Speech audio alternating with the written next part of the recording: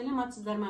Мұнайлы ауданы Ақмаржан мұнайлы балабақшасы тәрбиеші Жылқыбаева Жаңыл Күншуақ орта мектебінің тәрбиешісі.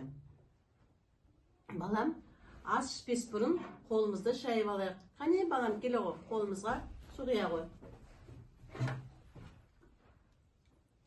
Бір, екі, үш. Ой, жарайсың, неге өстіп? Үш қайтарасың. Өркенің өссін балам, азамат болып. Сабағыңды беспен оқы. Қане қызым, сен де қолың жуа ғой. Қолың жуа ғой. Қане, болды мен.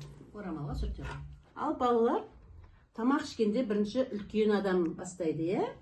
Қане, бісміллә деп не? Нанды алайық. Не? Балам саған беремін, қызым саған беремін. Неке? Нанды алып, бісміллә деп нанымызды жейміз. Қане? Бісміллә. Өте жақсы, керемет. Же ғой.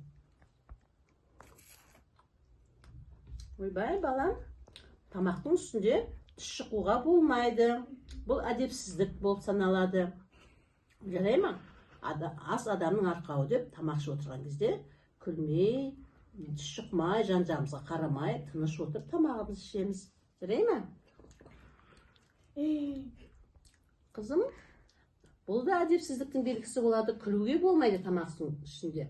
Тек тамағымызды үндемей, түндемей, тамағымызды тыныш отырып қана жей қоямыз, е? Қане, тамақтарымызды жеңдер. Ал балалар, тамақтарымызды ішіп болсақ, астың батасын бере қояйық. Қане, қолымызды жая қояйық. Асқа берекет, адамға қанағат, күллі пәледен аманет.